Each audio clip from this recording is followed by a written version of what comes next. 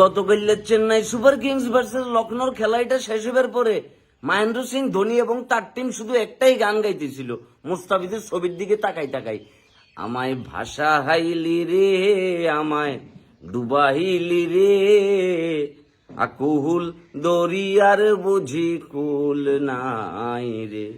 যে মুস্তাফিজের খেলা বেলায় তারা বিসিবিকে এত এত রিকোয়েস্ট করলো, তাদের নানান সাবেক ক্রিকেটাররা এত এত কথা বললো, দিন শেষে সে মুস্তাফিজ আসি শেষ ওভারে তাদেরকে ডুবাই দিল।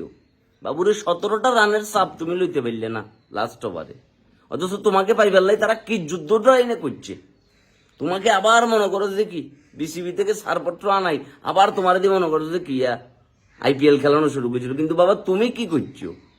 ন্যূনতম ভেরিয়েশন দীর্ঘ এত সময়টা দিন তোমার ভিতরে কি ছিল না, অথচ তুমি একটা টাইমে মনে করো যে ডেথ ওভারের বস ছিলা।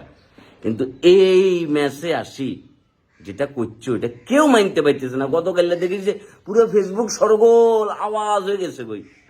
আমি এখন এটা ভাবতেছি যে চেন্নাই কি অলরেডি বিমানের টিকিট এটা কাটি ফেলছে, নাকি সকালবেলা কাজবেলায় বলি অনলাইনে ফোন দিছে যে রে তাড়াতাড়ি করে টিকিট কাটি এদের ব্যাগে করে ভাড়াই দে।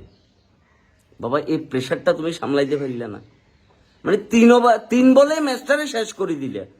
চেন্নাই যে জায়গায় 210 রান লইছে ওই চাপটারে সামলাই লখনৌ মনে করে এক স্টনেজি তো কাম করিয়া লাইছে গতকাল 13 সাইড সৌকা মনে করে যে ছক্কা, মানে ম্যাচ তো মনে করে হিঙেনে নাই করিয়া লাইছে। এতে চেন্নাই বলার ব্যবহার করছে 60টা বলার ভিতরে মুস্তাফিজ বল করছে, মানে চতুর্থতম ওভারে 80, 3 বলেই কি ম্যাচ এটা ঘুরাইয়া লাইছে মামায়।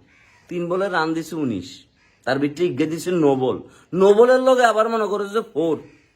এটা কি কোনোভাবে মানা যায়? এটা কি সহ্য করতে পারিব তারা? এবং এই গতকালের ম্যাচের লাই চেন্নাই সুপার কিংস অলরেডি পয়েন্ট হারাই পজিশনে নামিয়ে আসছে, নিচের পজিশনে তাদের উপরে উঠে গেছে লখনৌ মনে করে 8 ম্যাচে ম্যাচ জিতছে 5টা, 5 ম্যাচে জিতি 10 পয়েন্ট, আর চেন্নাই ম্যাচ জিতছে 4টা জিতে 8 পয়েন্ট। এখন তারা তো এটা কোনোভাবে মানতে পারতো না। আরে ভাইয়া একখানা যদি টেকনিক খাড়াই বলে গুণ করতে তুমি তাহলে তো এই অবস্থায় তো সেম লাইন সেম ভেরিয়েশন, আর যখন আর তোমার কোনো কিছু কাজে দিত না তখন মারি দিবে একটা স্লোয়ার কাটার। আর এই জিনিস তো মানুষ এখন পড়িয়ে লাইছে। এখন অনেকে আবার বলা বলি করতেছে যে তৈলি কি মুস্তাফিজ কি ভাগ্যের জোরে কোনো মতো উইকেট গুলা পাইছে, কিন্তু তার এগেনস্টে আবার আপনি পাতিরানা বেবি মালিঙ্গার বিষয়টা দেখেন। বেবি মালিঙ্গা কিন্তু যেভাবে এবারের আইপিএল এই সিজনে কিন্তু যথেষ্ট পরিমাণে চেন্নাই সুপার কিংসে কিন্তু কি সাপোর্ট দিয়ে দিতেছে। এখন